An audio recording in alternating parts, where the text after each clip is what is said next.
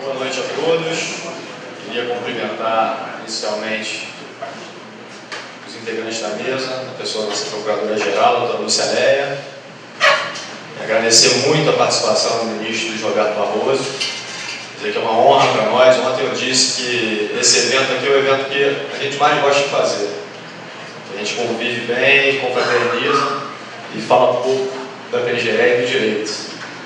E hoje, nesse final de semana, só vamos falar do direito nessa ocasião. Então, a sua presença aqui nos deixa muito felizes e orgulhosos. Informar aos pais que o evento aqui do ao lado para a criançada é um evento seguro,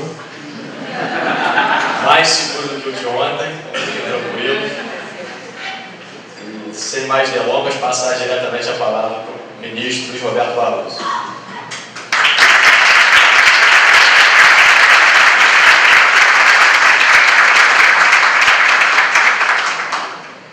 No caminho para cá, eu tinha um compromisso em Juiz de Fora, então vim de carro para cá.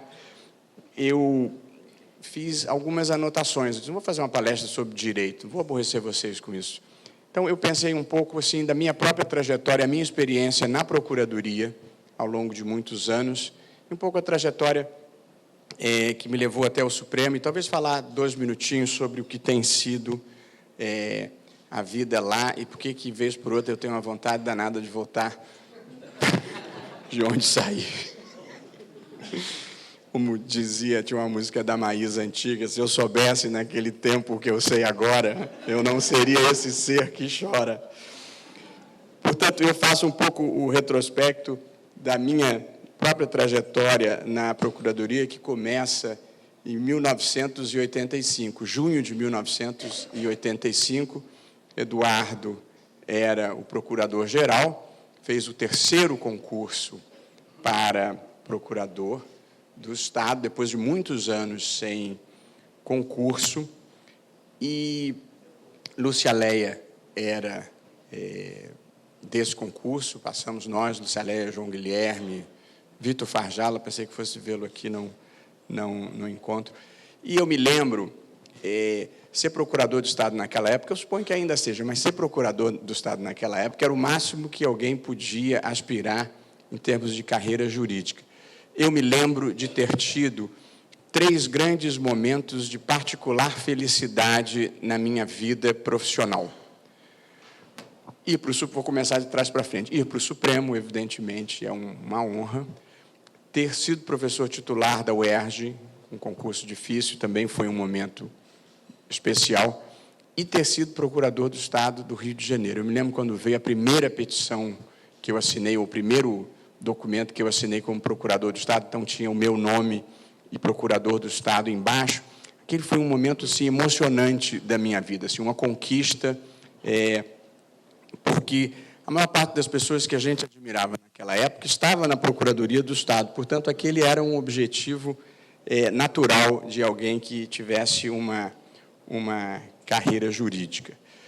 Então, eu comecei na Procuradoria, Eduardo era o procurador-geral, e eu comecei na Procuradoria, na assessoria legislativa, que era dirigido, o procurador-assessor era o Nelson Dias, Nelson Nascimento Dias. Foi quando eu o conheci e comecei a trabalhar com ele, e que se tornou meu amigo querido, amado, de toda a vida, falecido recentemente, como sabem. Mas ali nós começamos a trabalhar juntos e trabalhamos juntos a vida inteira. O Nelson era uma pessoa extraordinária, dedicadíssima à Procuradoria, e, portanto, nós lá começamos a vida, e eu brinco com ele nunca mais largou do meu pé. Eu fui para o Supremo, ele já doente, ele assistia às sessões e me mandava e-mails reclamando do que eu estava fazendo. Portanto, ele era um sujeito ligado. Depois, Eduardo foi ser secretário de Justiça, nós estávamos no primeiro governo do Brizola, e aí fomos todos para a Secretaria de Justiça. Eduardo era o procurador-geral, Nelson Dias era o chefe de gabinete, e fomos eu e o Zé Roberto Abrunhosa, que não vejo aqui, mas que fazia parte também desse grupo que trabalhava com o Nelson. E nós passamos lá uma temporada boa na Secretaria de Justiça, tentando fazer algumas coisas positivas no primeiro governo do Brizola, que eu acho que foi, no geral, um bom governo. Eu me lembro, uma das experiências boas que tive lá, nós entramos lá na Secretaria de Justiça, tinha uma sala que tinha só processo, e os processos, Eduardo lembrará disso, eram processos de nomeação de titulares de cartório. Então, era uma sala fechada, e o processo tinha, assim, vagava a serventia, e o governador tinha o poder discricionário de nomear. E, portanto, em cima da capa do processo, tinha um papelucho que dizia assim: senador fulano de tal pede por não sei quem. Deputado fulano de tal, isso nós encontramos, pede por não sei quem. O presidente do tribunal pede por não sei quem. Eu me lembro de dizer, Eduardo, nós estamos fritos. Quer dizer, não há salvação. E aí nós estabelecemos lá um critério. A nossa ideia, que depois vingou na Constituição de 88, é que esses cargos tinham que ser providos por concurso. Portanto, nós defendíamos a realização de concurso. Mas havia um direito de alguns serem efetivados. Então, nós estabelecemos um critério, que era o seguinte critério objetivo, que nos libertava daqueles pedidos todos. A gente efetivava o mais antigo. Portanto, o critério era o mais antigo é efetivado. E aí, uma chuva de mandados de segurança, e aí é aprovada uma lei na Assembleia. Na verdade, vagou a serventia, oficializa e efetiva o mais antigo até fazer concurso. Era essa a proposta. E aí, quando a gente começou a implantar isso, uma chuva de mandados de segurança, uma disputa danada, e aí passa uma lei na Assembleia Legislativa. Eu só vou contar esse episódio porque eu considerei ele um episódio emblemático da política em geral. Aí é aprovada uma lei na Assembleia Legislativa, acabando com essa política que nós havíamos proposto lá na Secretaria de Justiça, endossada pelo Eduardo. E aí vem a lei e diz, olha, vagou, não oficializa, e o governador nomeia. Portanto, voltava ao modelo anterior. E aí, a lei vai à sanção ou veto do governador. E aí, Eduardo fala assim, vamos lá despachar isso com o Brizola, que esse negócio de cartório você que faz aqui. Então, nós vamos lá para o Brizola, a gente quer, evidentemente, vetar a lei, porque a lei era contra tudo o que a gente defendia naquela época. Aí, a gente explica a questão para o Brizola, e ele fala assim, isso não tem jornalista, não tem nada aqui, né? Hoje em dia. Não, só porque eu estou falando assim, isso é uma conversa entre amigos. E aí, nós explicamos para o governador, e aí ele falou assim, olha, mas isso é a nossa base de apoio, é uma proposta do Amadeu Rocha, que é nosso líder, então vamos fazer o seguinte, eu não vou nem vetar, nem sancionar. Governador, não é essa opção. Se o senhor não vetar nem sancionar, é sanção tácita. E aí ele falou assim, mas não sujamos as mãos? Ai, meu Deus do céu. Não vai prestar. E aí, eu falei assim, governador, o senhor vai me perdoar, mas eu preciso dizer uma coisa para o senhor. Quando eu falei isso, o Eduardo fez assim. Aí, assim, o senhor vai fazer uma coisa que nem o Armando Falcão conseguiu fazer, que é manter esses cartórios privados como sinecuras de escolha do chefe do Executivo. Ele parou, ficou sério, disse, doutor Seabra, é verdade isso? Ele falou, é verdade. Pegou o telefone vermelho, estava na sede do metrô, nunca me esqueci, ligou para o pobre do Amadeu Rocha, passou uma descompostura no Amadeu Rocha, disse, você está me induzindo em erro, eu não posso fazer o mesmo que Armando Falcão, não interessa, o seu projeto está vetado. E ali me chamou a atenção assim, como a política se move por categorias próprias. única coisa que o mobilizou ali era: eu não posso me identificar politicamente com o Armando Falcão. Aquela temporada na Secretaria de Justiça foi boa e de muitos sustos.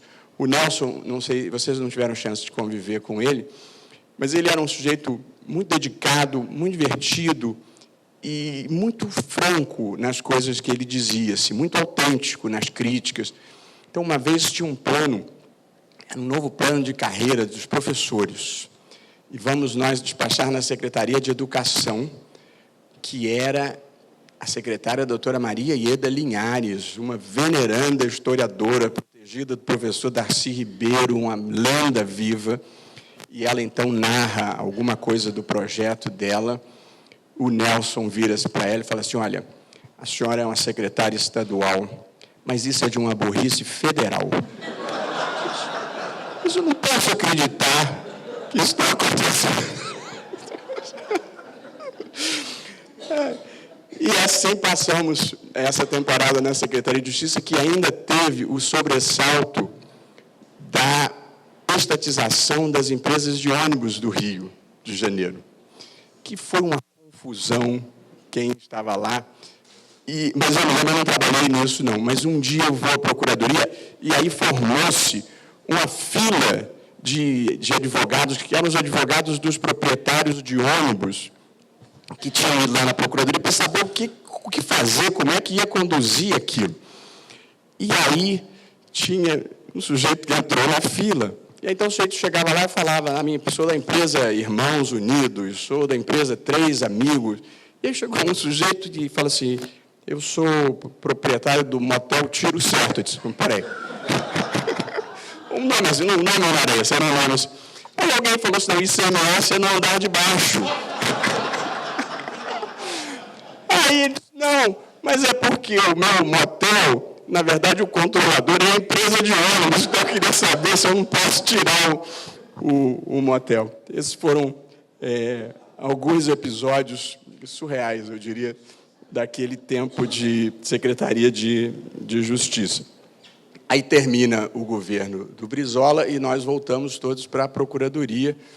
Eu tinha entrado na Procuradoria no gabinete e volto para a Procuradoria de Pessoal, que era dirigida pelo queridíssimo Antônio Carlos Cavalcante Maia. A primeira coisa que eu aprendi logo na chegada, quem conviveu com o Maia saberá disso, o sujeito entrava com uma ação contra o Estado, ele tomava-se de um ódio, ele considerava aquilo uma ofensa pessoal. Ele tinha ódio dos advogados, das partes, era uma delícia trabalhar com ele. Depois veio a gestão do Hélio Saboia, aí já estamos... 86, né, Lúcia? 86. 86 para 87, e aí eu fui trabalhar com o Hélio, também queridíssimo e saudosíssimo amigo. Quem conheceu o Hélio sabe como ele era um sujeito diferente, afetuoso, divertido. Também se foi há pouco tempo.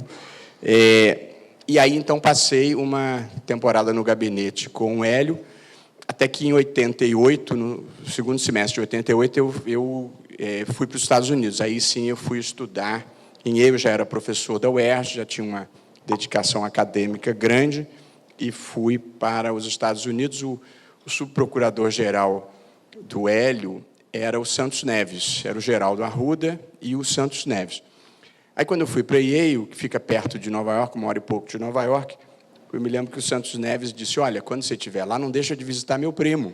Meu primo é o cônsul-geral do Brasil em Nova York. Eu disse: não, tá bom. Aí, uma ocasião que eu fui a Nova York, eu ligo lá para o consulado, me apresento, e aí eu vou visitar o primo do Zé Eduardo, que me recebeu muito bem, mas muito apressado. E aí, assim, 20 minutos, ele disse: olha, eu agora tenho que sair, porque está chegando aqui, isso deve ser 88, 89, está chegando aqui o doutor Ulisses Guimarães, e eu preciso recebê-lo no aeroporto. Então, tá bom. Então, encerrei a reunião, voltei para Yale, mandei um cartãozinho para o Santos Neves. Seu primo foi extremamente gentil, mas não tem nenhuma visão de futuro.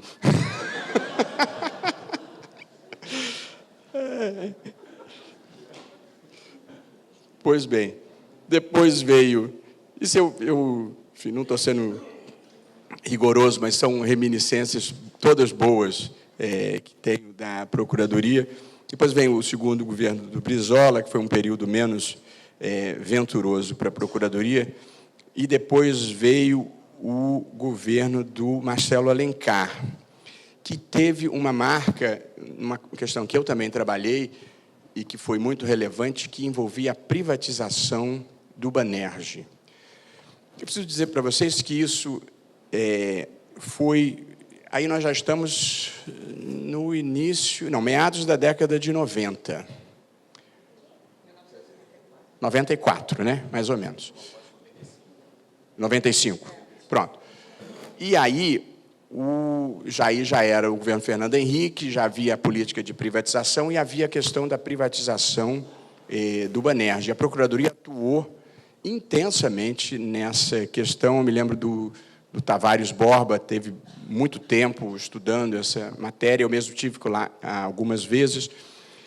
E eu estou mencionando esse episódio porque isso mudou um pouco a minha percepção do papel do Estado, mudou a minha percepção do próprio papel da esquerda em geral. O Banerj, quando nós entramos lá e começamos a ver o que era um antro de perversão, de dinheiro público mal versado, dinheiro público para financiar os amigos, dinheiro público para financiar empresas quebradas, dinheiro público que ia parar Deus sabe onde. E, portanto, em pouco tempo de estudar aquelas questões, eu me convenci prontamente que a melhor coisa que se podia fazer pelo Banerj era, de fato, privatizá-lo, tirá-lo do Estado. Ele chamava-se, o slogan era o Banco Popular e Democrático do Rio de Janeiro, mas não era nem popular e muito menos democrático. Aquilo era dinheiro público apropriado privadamente. E, portanto, qualquer pessoa que olhasse aquilo com o mínimo de isenção se convenceria de que, em nome da probidade ou de qualquer outro fundamento de moralidade administrativa ou decência política, era preciso se desfazer daquilo. E aí houve uma reação muito grande do pensamento de esquerda tradicional de preservar o Banerj. Quer dizer, o discurso era que vender o Banerj era trair a causa progressista, quando era exatamente o contrário. Vender o Banerj era estancar uma sangria de dinheiro público. E, naquele momento, eu, intimamente na minha cabeça, desfiz a ideia de que ser progressista era estar do lado do Estado fazendo as coisas, porque o Estado fazendo as coisas, muitas vezes, era o mais reacionário que se podia ter, que era a apropriação privada do espaço público. Pouco tempo depois, um grupo de professores entrou com uma ação popular para impedir a privatização da Companhia Vale do Rio Doce. E eles me convidaram, era o Celso Antônio, Bandeira de Melo, Fábio Comparato, tudo gente amiga. E eles, então, me convidaram para assinar a ação popular com eles contra a privatização da Vale do Rio Doce. Nunca me esqueci disso. E eu disse, olha, vocês vão me desculpar, mas eu estou em crise com essa ideia do Estado na economia. Não sei como é que é a Companhia Vale do Rio Doce, mas a minha experiência aqui no Banerj foi essa. E não assinei a ação, o que me custou anos de antipatia, porque aquilo era uma igreja, e na igreja você segue o catecismo independentemente do que você acha, mas eu não era assim. E até hoje continuo achando que essa ideia de que estatal é o mesmo que público é um equívoco. Às vezes, se você tiver uma atividade privada bem desenvolvida, bem regulada e bem fiscalizada, é muito melhor do ponto de vista público. Eu menciono esse episódio do Banerj porque ele foi muito emblemático na minha própria formação ideológica de qual que eu acho que é o papel do Estado e na própria conceituação do que ser ou não ser progressista. Aí termina o governo do Marcelo Alencar, e aí, eu posso não estar sendo rigorosamente cronológico, mas venho o governo seguinte, que acho que era do Garotinho, o procurador-geral era o Conde, e eu vou ser chefe do Centro de Estudos Jurídicos. Foi uma delícia de experiência. tivesse que voltar para o banco e me desse uma boquinha lá, eu ia querer ser de novo o chefe do Centro de Estudos Jurídicos. Foi uma época ótima. Primeiro porque o meu subchefe era o Marcos Juruena, quem o conheceu lembrará que ele era um sujeito adorável, uma companhia extraordinária. Só que logo que nós entramos, o Marcos tirou férias. Ele vinha de algum lugar, ele tinha direito a férias, então ele tirou férias. Então eu passei o primeiro mês lá sozinho. Eu nunca fui um bom administrador, nunca fui um sujeito ligado em administrar as coisas, mas lá a gente tinha que administrar muitas coisas. Tinha uma servidora que era Marilânia, não sei se ainda... Está lá ainda? Está lá ainda. Bom, era a Marilânia. Como assim? A Marilânia está lá ainda? Deve estar antiga. E aí, o Centro de Estudos Jurídicos tinha um fundo. Você vê que a vida muda. O fundo do Centro de Estudos Jurídicos só podia ser gasto para finalidades educacionais, institucionais, não podia ser usado para custeio, não podia ser usado para outras coisas. E tinha, hoje deve ter muito mais, mas tinha 5 milhões de reais de dinheiros, reais, já era real, 5 milhões de reais.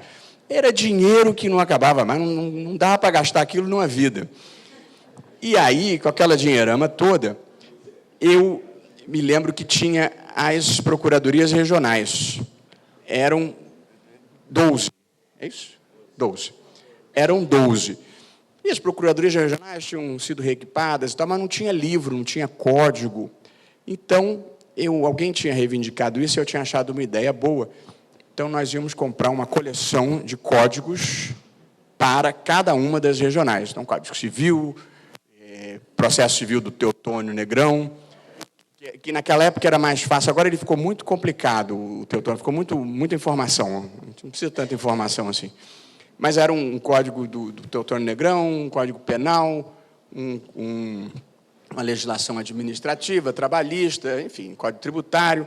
Estavam uns 10 volumes na ocasião. Então, eu falei para Marilânia, pragmaticamente, Marilânia, você faz o seguinte, tem que abrir um processo, então abre um processo, você telefona para as livrarias, aí tem uma lista para as principais, e pede para eles mandarem uma proposta. São esses os livros que a gente quer comprar. A Marilânia telefonou, e aí fez lá a lista e a oferta de cada um, que mandavam por escrito, e tinha ganho a livraria da CAARGE, que havia naquela época, Avalino Menezes Cortes. Ele disse, bom, manda empenhar o dinheiro e vamos comprar. E está lá a Marilânia fazendo aquilo, nós achando que a vida era fácil. Aí volta o Marquinhos e fala, o que vocês estão fazendo? Estamos comprando uns códigos aqui. Vocês estão doidos? Vamos sair presos daqui, todo mundo. Como assim? Não, rapaz, livro é bem do ativo permanente. Bem do ativo permanente depende de autorização da Casa Civil e tem que ter, não sei se você está brincando. Cancelamos tudo aquilo. Levamos 1 ano para comprar os livros. A CAARGE não participou da nova oferta. Nós compramos 1 ano depois, muito mais caro. Um desastre. Então, outro aprendizado meu na Procuradoria. A lei de licitações é um desastre. Ela impede o administrador eficiente de ser eficiente e não impede o administrador desonesto de ser desonesto. De modo que, desde aquela época, eu sou convencido de que é melhor correr o risco do prejuízo causado pelo desonesto do que impedir o eficiente de fazer direito. E lá no Supremo constatei a mesma coisa. Eu cheguei lá no Supremo e disse, olha, eu queria uma impressora, eu uso o HP. Não pode. Não pode. A gente tem uma licitação e ganhou, o senhor vai ter uma impressora Samsung. E chega um troço desse tamanho, eu estou lá tentando imprimir, não consigo imprimir. Aí chamo lá o técnico e digo assim, não consigo imprimir. Bom, o senhor tem 2 problemas. Pois não. A impressora Samsung não tem Wi-Fi. Não tem Wi-Fi? As impressoras do Supremo não têm Wi-Fi, não tem Wi-Fi. Bom. Segundo problema, o sistema do Supremo não aceita Mac, porque a licitação, não sei o quê, não aceita Mac. Vocês estão na pré-história, tem que comprar um Windows, tem que comprar um Windows. Se alguém assistir a sessão do Supremo, vai ver que eu trabalho com 2 computadores, o da casa, que é um mastodonte desse tamanho, parece, e o meu de sempre, que é onde eu tenho as informações que eu preciso. Então, eu confirmei que esse negócio de licitação não presta. Eu estou, desde que eu entrei no Supremo, sem brincadeira, há 1 ano para trocar o sofá. Foi a única coisa que eu pedi. Não, eu fiz uma obra, mas aí você pode usar a marcenaria do Supremo e tal, ficou ótima. Todo mundo, eu trabalho para Chuchu, mas o procurador do Estado é sempre bem-vindo no meu gabinete. Ficou bonito, tem cheio de fotos do Rio, um lugar bacana. Mas o sofá não combina, o sofá é muito feio. Pois há 1 ano, a gente já licitou, já está na 3ª licitação. Aí, eu pedi e tinha uma cadeira que eu vi na Tok Stock. Era uma cadeira que custava R$1.000. Aí eu falei assim, dá para vocês comprarem? Não, então vamos fazer a licitação. Aí vem a licitação, a moça me diz assim, aquela licitação da cadeira, eles vendem por R$4.000. Isso custa 1.000. Eu sei, mas como é que a gente vai fazer? Não, vai lá na Tok Stock e compra por 1.000. Não pode. Mas como não pode? É porque a Tok Stock não consta do nosso cadastro. Você vai comprar mais caro porque não consta do cadastro? Ou seja, a burocracia, ela não tem uma lógica que seja uma lógica racional, ela tem uma lógica toda própria. E, portanto, você gasta mais, demora mais e fica pior. Pois a minha passagem pelo Centro de Estudos me abriu os olhos para isso e a minha vivência tem confirmado isso. Mas foi uma delícia o Centro de Estudos. A gente fazia revista, que era muito bacana, trazia as pessoas, assim, bacana, pertence... o caso Aberto de Direito tinha recentemente ido para o STJ e veio o Salvo Figueiredo Teixeira, que era uma grande perda que o STJ teve. Ele teve um derrame, morreu recentemente, mas ele foi um inovador, foi responsável por muitos avanços no Código de Processo Civil. E veio o Moreira Alves, uma vez, e aí foi muito concorrido, a gente fez até no Jockey. Eu nunca me esqueci, porque estamos nos anos 90, eu era mais jovem, e aí ia levar o Moreira Alves e a esposa para jantar. Aí disse, vou chamar alguém mais sênior, né, para ir comigo. Eu já não me lembro quem veio da Procuradoria. Aí eu chamei o Marcos Faver, que era o presidente do Tribunal de Justiça, eu já era um desembargador querido, que veio com a esposa, e o Jacó Dollinger, que era um professor da UERJ, meu amigo querido, que era um velha guarda, mas um professor respeitado. Então, nós fomos jantar. Eu me lembrei, porque aí o Moreira Alves, que era um homem de uma inteligência fulgurante, ele era extremamente reacionário, assim, ele tem uma visão antiga da vida, um homem conservador. E aí nós vamos jantar, e o Jacó Dollinger, que era um advogado na área de direito internacional, conta para ele um caso de extradição que ele tinha tido no Supremo, com todos os detalhes. E aí o Moreira Alves vira-se para ele e fala assim, professor, vai me desculpar, mas extradição eu concedo todas. Malandros já bastam os nossos.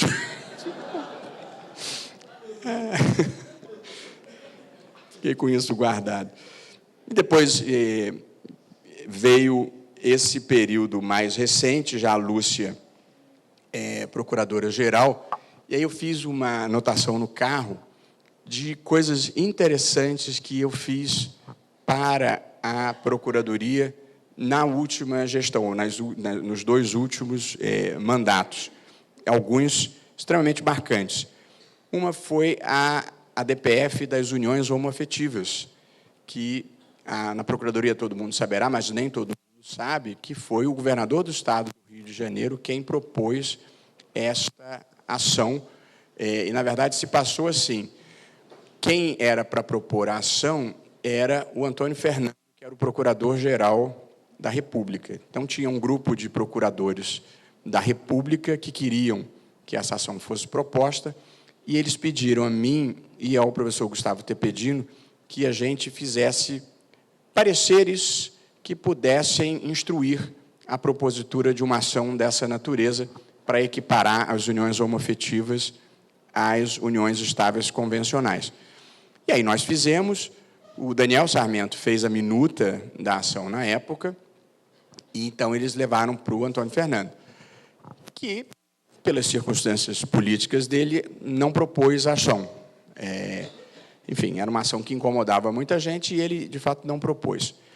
E aí passou um tempo, a Lúcia me liga e me pergunta se eu podia adaptar a ação para ela ser proposta pelo procurador-geral, pelo governador, e assim nós fizemos. Tinha que adaptar um pouco a ação, porque o governador do Estado não é um legitimado universal, como é o procurador-geral da República. De modo que a saída que nós demos foi encontrar na legislação estadual normas cuja interpretação exigia a definição do regime jurídico dessas relações. Por exemplo, saber se era possível pedir licença para acompanhar cônjuge se fosse uma relação homoafetiva, que era um dos casos. E tinha um segundo, que era, acho que licença por motivo de doença também, de cônjuge. Então, com esse gancho, nós propusemos a ação em nome do governador. Depois, o Antônio Fernando saiu, e no intervalo entre o Antônio Fernando ter saído e o Roberto Gurgel tomar posse, a vice-procuradora-geral da República, que era a Débora Duprá, propôs também a mesma ação, e ela tinha legitimação universal, portanto, a decisão passava a valer nacionalmente. Esse foi um caso especialmente interessante. Depois, aqui não estou sendo cronológico, tivemos a questão dos royalties, que, embora o direito fosse claríssimo, sobretudo no tocante aos contratos já celebrados, a situação política era extremamente adversa, porque, tirando o Rio de Janeiro, o Espírito Santo e ligeiramente São Paulo, todo mundo estava do outro lado, portanto, politicamente não tinha como o Estado ganhar, e perdeu efetivamente no processo legislativo, perdeu quanto ao que já existia e perdeu politicamente no tocante ao pré-sal, porém, restava a chance de ir ao Supremo. E, embora a gente achasse que o direito era muito bom, a própria perspectiva de você ganhar no Supremo contra o Lula, que era um presidente com o apoio que tinha, e contra o Congresso, que tinha votado majoritariamente, era muito difícil. Mesmo assim, nós tivemos muita sorte, caiu com a ministra Carmen Lúcia, e ela, um pouco atipicamente para ela mesma, deu uma liminar monocrática, sem nem ter levado à ratificação do Pleno, e esse é o quadro que vigora até hoje. Eu posso conversar sobre o assunto, porque eu estou impedido, e esse eu não vou poder votar mesmo, e, evidentemente, a demora favorece o Estado, porque o tempo vai consolidando essa situação. Uma outra questão muito interessante que eu atuei na última gestão, até não vi o Ciro aqui, que foi a questão dos medicamentos, que é essa enxurrada de ações que hoje existem na Justiça, postulando ou a concessão de medicamentos, ou de exames, ou vaga em UTI, e esse pedido da Procuradoria me obrigou a parar e fazer um estudo sobre a judicialização em geral, que eu fiquei muito feliz de ter feito, e até escrevi, foi o parecer da Procuradoria, que eu transformei num artigo que se chamava "Da falta de efetividade à judicialização excessiva", a questão dos medicamentos no Brasil hoje, no Estado do Rio, em que nós discutimos como esta grande quantidade de litígios estava desarrumando o sistema de saúde, embora um número razoável dessas ações, talvez 50%, se referissem a obrigações que o Estado, ou o município, ou a União, efetivamente tinham se comprometido, porque correspondiam às listas do próprio sistema do SUS. Portanto, uma parte da judicialização era por descumprimento de obrigação autovinculante, porque o poder público fez a lista dizendo que ia fornecer aqueles documentos e não fornecia. Mas outra parte desses litígios ou eram para remédios caríssimos, que não estavam nos protocolos, ou muitas vezes eram para furar a fila e entrar no CTI ou obter uma ressonância magnética fora da fila, uma questão dramática, mas muito interessante. Teve um caso interessantíssimo, também na gestão recente, o Willeman deu um parecer que era a questão das testemunhas de Jeová, uma consulta do Hospital da UERJ, saber se é ou não direito fundamental de alguém afiliado à religião testemunha de Jeová recusar terminantemente transfusão de sangue, mesmo na hipótese de risco para a própria vida, que é uma questão moral controvertida em toda parte do mundo, e no âmbito da própria Procuradoria tinham dois pareceres em sentido oposto. Tinha um parecer do Willeman, que sustentava que o médico tem o dever de, vou simplificar, de salvar as vidas, e, portanto, ele devia fazer mesmo contra a vontade do paciente, e tinha a posição do Gustavo Binemboim, que considerava que a liberdade religiosa é um direito fundamental e as pessoas adultas, no exercício da sua autonomia, podem fazer as suas escolhas existenciais. Foi um dos casos interessantes, e há decisões em diferentes partes do mundo em sentidos diversos, variando de país para país. Tivemos um caso muito interessante sobre o papel das Forças Armadas na segurança pública, mas não vamos lá vocês contando isso. Teve um caso que nós não entramos, apesar do governador ter assinado, que eu era louco para ter entrado, assim, eu era academicamente interessado, que foi um mandado de injunção que nós fizemos para questionar o critério de rateio do Fundo de Participação dos Estados, que prejudicava gravemente o Estado do Rio de Janeiro.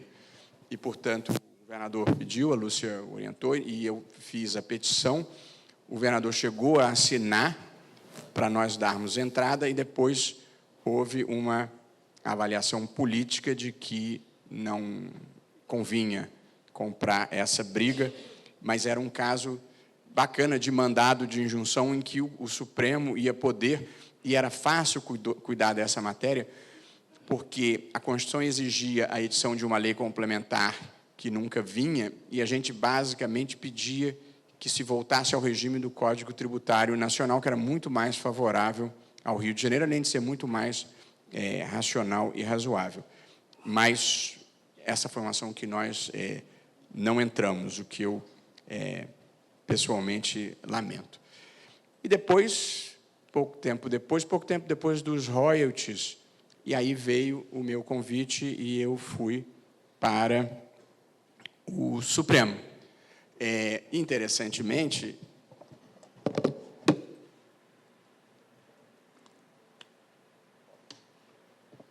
quando eu conversei com a presidenta, o assunto que ela mais conversou foi royalties. E ela dizia, mas quer dizer que o senhor acha que eu não posso mexer nos royalties? Foi uma conversa super republicana, com uma mulher inteligente, e comigo foi gentil, e ela conversou sobre questões institucionais, separação de poderes, judicialização, royalties. E, por sorte, ela queria falar sobre royalties, porque royalties eu entendia, outras coisas royalties eu tinha estudado, né? Tinha feito aquilo para o Estado, e, enfim, foi uma circunstância muito singular, porque, embora o meu nome aparecesse, agora eu vou falar um pouco da entrada no Supremo, vou falar mais uns 5 minutos, 10 para não amolar vocês, mas na ida para o Supremo, eu tive uma sorte.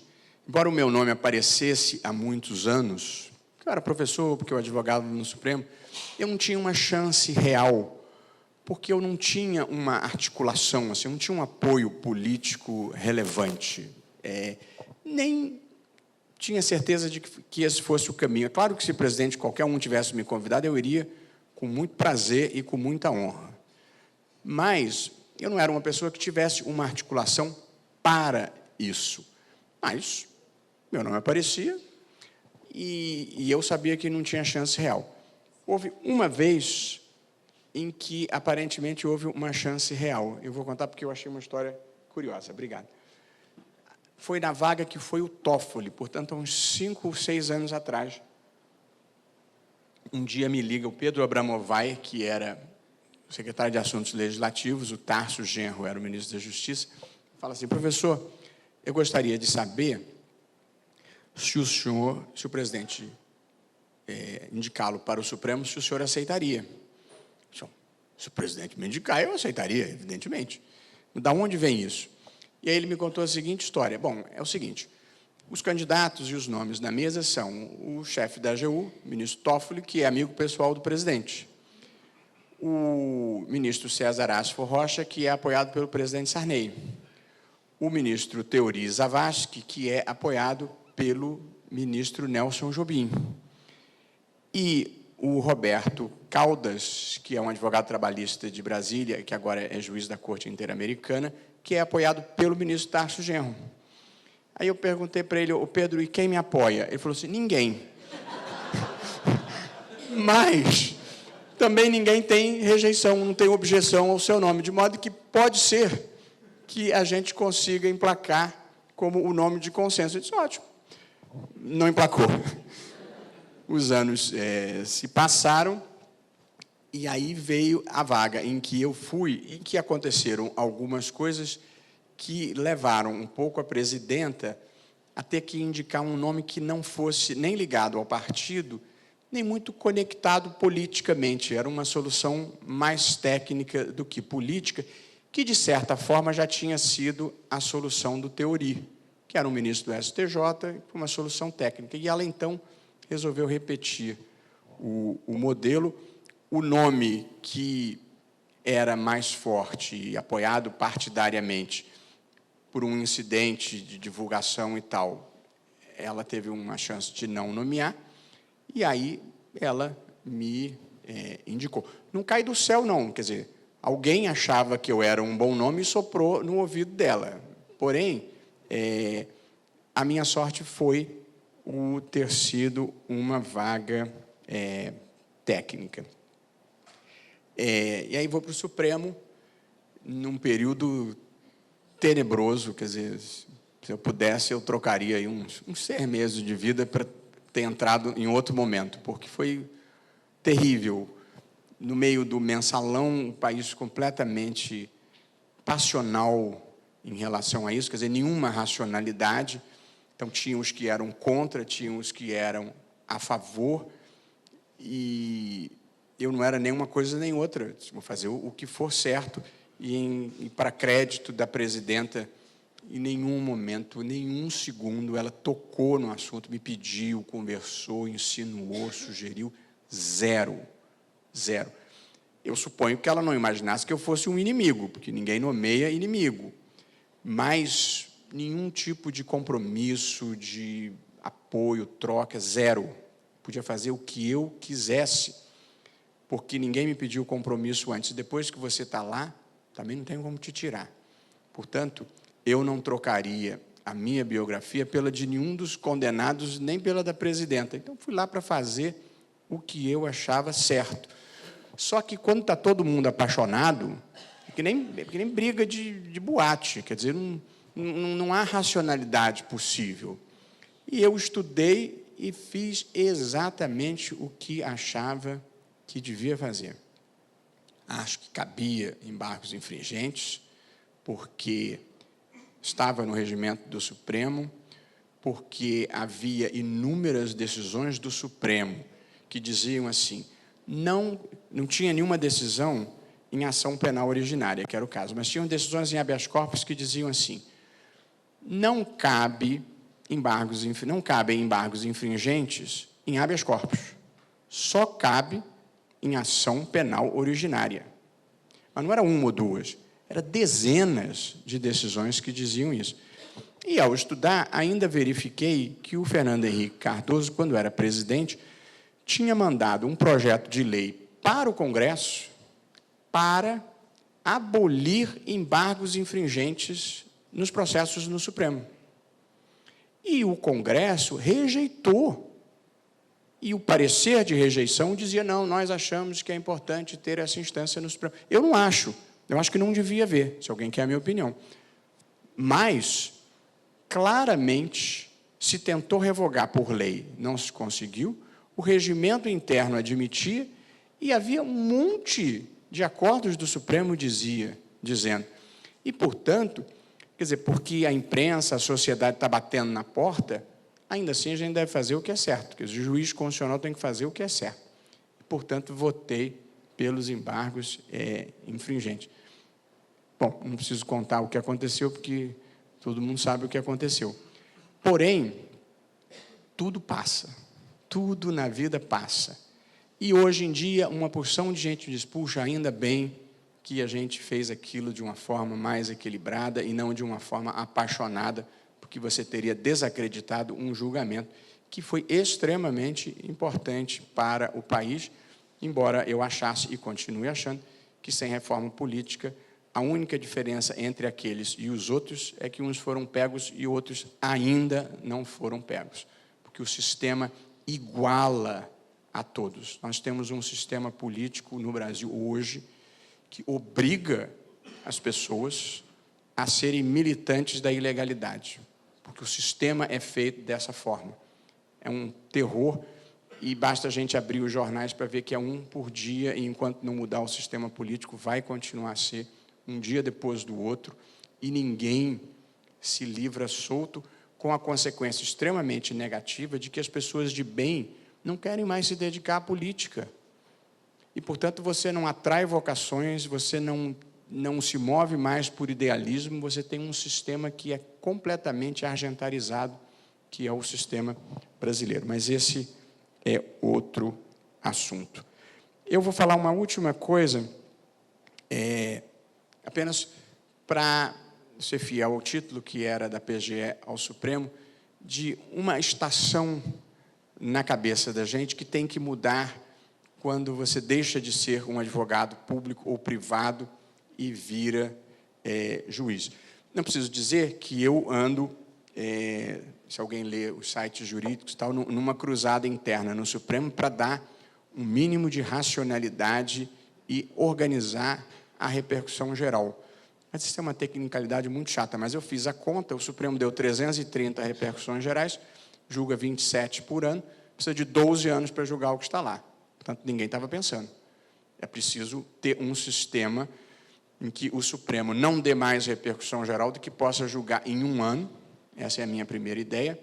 A minha segunda ideia é que a escolha das repercussões gerais do ano seguinte sejam feitas por semestre. Portanto, em junho você escolhe, em dezembro você escolhe.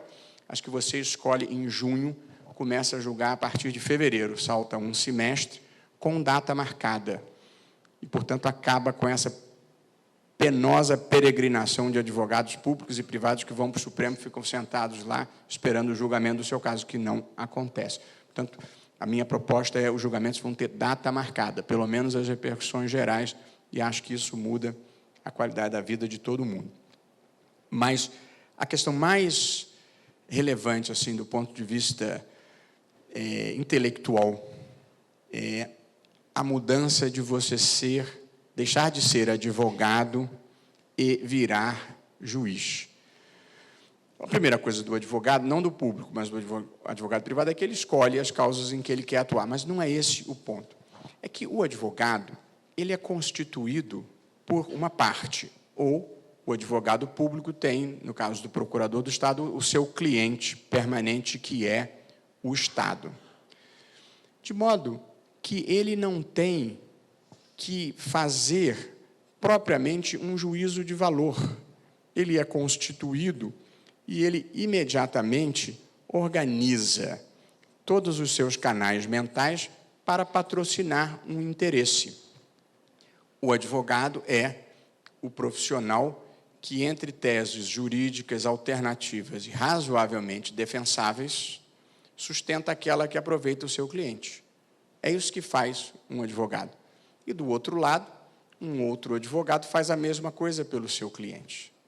Portanto, o advogado, ele sintoniza a defesa e busca argumentos de fato e de direito para produzir o resultado que ele tem que produzir, que é atender o interesse do seu cliente. É isso que nós todos fazemos. Eu fazia e todos vocês que são procuradores do Estado continuam a fazer. O juiz não é assim. O juiz tem que ele escolher qual é o lado certo. Isso é uma mudança de vida, porque é você se condicionar a, depois de ouvidos os dois lados, produzir a solução correta para o caso. E eu, então, fui estudar isso. Foi a única questão teórica assim, que eu elaborei um pouco nesse último ano, até publiquei um artigo esses dias. O Ronald Dworkin, um professor americano recentemente falecido, um justo filósofo, ele tinha uma tese controvertida, mas com algum apoio, em que ele dizia assim: existe uma resposta correta para todo problema jurídico, mesmo que seja um caso difícil, mesmo que seja o caso mais difícil possível. E eu, então, fui investigar um pouco se, de fato, existe uma única resposta correta para todos os problemas.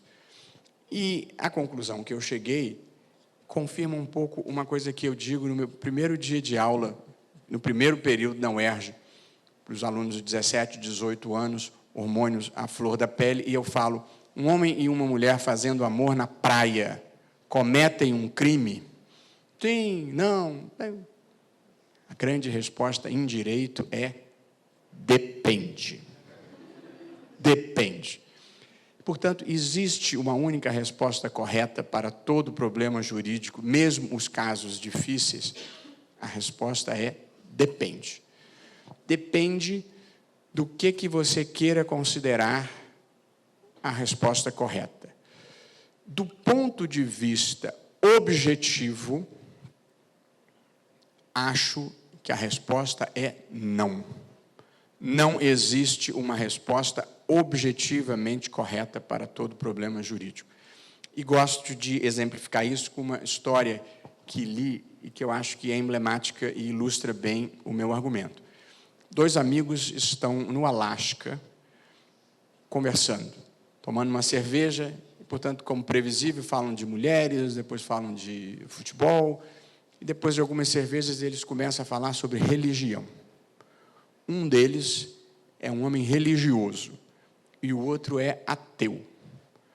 Aí o ateu vira-se para o religioso e fala assim: esse negócio de acreditar em Deus, não é que eu nunca tenha tentado, não, eu já tentei muitas vezes. Ainda recentemente me aconteceu o seguinte: eu estava perdido numa tempestade de neve, estava congelando, estava começando a ficar soterrado, e eu percebi que eu ia morrer.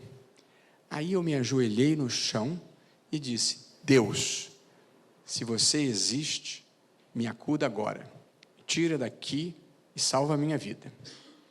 Aí diz o religioso: bom, então você passou a acreditar em Deus, porque eu estou vendo você aqui sentado, tomando uma cerveja, Vivinho da Silva. Aí o sujeito fala: mas Deus não deu nem sinal. A sorte que eu tive é que vinha passando um casal de esquimós, eles me viram, me acudiram, me aqueceram e me mostraram o caminho da saída, e eu estou aqui por isso. Qual é a moral dessa história? As pessoas veem a vida do seu ponto de observação, e, portanto, simplesmente não é possível dizer que um está certo e o outro está errado. Para essa e muitas questões jurídicas, depende do seu ponto de observação, depende dos valores que você quer prestigiar. Para tomar um exemplo polêmico que está no Supremo e vai voltar, a questão da lei da anistia, sem, evidentemente, opinar. Eu conheço pessoas esclarecidas e bem-intencionadas que dizem o seguinte: a lei da anistia foi o caminho possível para se fazer a transição da ditadura para a democracia e produzir um consenso que acelerasse o processo. E conheço pessoas esclarecidas e bem-intencionadas que acham a lei da anistia foi uma forma inaceitável pela qual pessoas que torturaram, mataram e mutilaram se concederam uma autoimunidade para todo o sempre. Qual é a resposta correta para essa pergunta? Objetivamente, não há. Na vida existem missões de paz, na vida existem missões de justiça. Porém, e essa é a minha conclusão, subjetivamente, existe sempre uma resposta correta. Ou seja, para uma pessoa, para um intérprete, para um aplicador da norma, existe a solução correta e justa. O juiz não pode chegar ao final do exame da matéria e dizer: acho que aqui dá empate. E aproveito e condeno o escrivão nas custas. Ou acho que aqui eu vou decidir no cara e coroa porque tanto faz. Isso não acontece. Portanto, uma pessoa e um intérprete, ao final do seu raciocínio, ele tem que ser capaz de produzir a solução que ele acha justa e correta.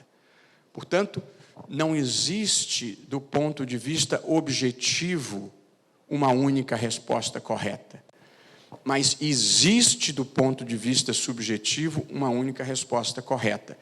E este intérprete, se for um juiz constitucional, ele tem deveres de integridade, não só integridade pessoal, mas integridade de utilizar as normas do sistema, os conceitos adequados do sistema, os precedentes do sistema.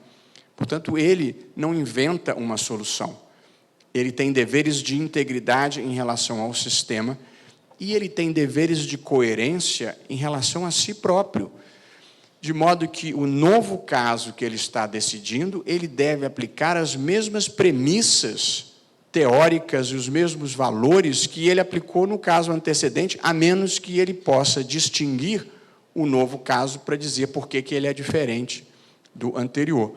Portanto, o juiz não pode produzir uma solução de acordo com as suas preferências, de acordo com o seu espírito no dia ou de acordo com as suas opções estratégicas na vida. Ele tem deveres de integridade em relação ao sistema e tem deveres de coerência em relação a si próprio. Eu diria que esta é uma elaboração um pouco mais recente na minha cabeça, que deixou de ser uma cabeça de advogado e que, portanto, está de um lado e passou a ter uma cabeça de juiz, e juiz que julga. O Supremo julga um varejo imenso de questões. Mas o varejo, primeiro, são as questões decididas, muitas são monocraticamente, mas há muitas questões importantes e difíceis. Para dar 3 exemplos antes de... A gente tem que acabar com o varejo, que só deviam ficar as coisas importantes, porque eu gasto 90% do meu tempo com as desimportantes. Porque o volume é imenso. Estava conversando com o Eduardo. Quer dizer, em um ano, você julga 4.000 processos. É inacreditável, enfim, simplesmente indesejável. 400 seria muito. Dá para julgar 40 processos por ano, um por mês. Processo de verdade, processo que você tem, processo tipo. Vou dar 3 exemplos de questões difíceis que eu sou relator. Uma ação direta de inconstitucionalidade que discute um tratado entre o Brasil e o Vaticano sobre ensino religioso em escolas públicas. E a discussão é saber se o ensino religioso em escola pública, que a Constituição admite, tem que ser um ensino histórico ou se pode ser ensino confessional, se pode ir um padre, ou se pode ir um rabino, ou se pode ir um pastor protestante, que é uma discussão interessante, saber se no espaço público a religião deve ser ensinada como conhecimento ou se ela pode ser ensinada como uma opção confessional. Não é fácil, é um caso de grande alcance. Um outro caso, saber se o Fundo de Garantia por Tempo de Serviço, que é um fundo que pertence ao trabalhador, mas é administrado pelo governo, pode pagar ou não uma remuneração inferior à caderneta de poupança, porque este dinheiro é usado pelo governo para um fim público importante, que é financiar o Minha Casa Minha Vida.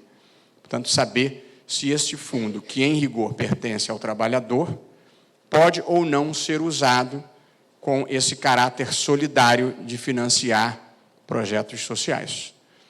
O terceiro, tabela do imposto de renda, saber se é legítimo ou não você majorar o imposto de renda pelo simples fato de não atualizar as tabelas minimamente de acordo com a inflação ao longo dos anos. O que também não é uma questão fácil, porque não vejo o Letácio aqui, mas a única coisa que ninguém desejaria nesse país era voltar a uma reindexação geral da economia. Portanto, qualquer decisão que se dê em matéria que envolva indexação não pode fechar os olhos ao custo que a indexação já teve para o país. Eu acho que está de bom tamanho. Isso, evidentemente, não é uma palestra, é uma conversa entre pessoas amigas. Eu adoro estar aqui, verdadeiramente.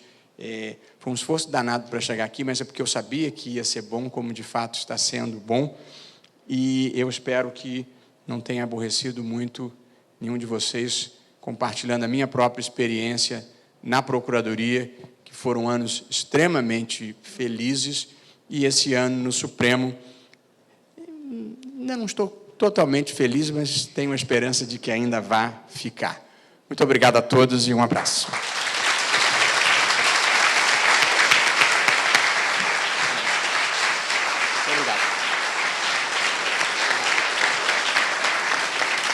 A vida é feita de idealismo, de necessidades e de coisas lúdicas e prazerosas.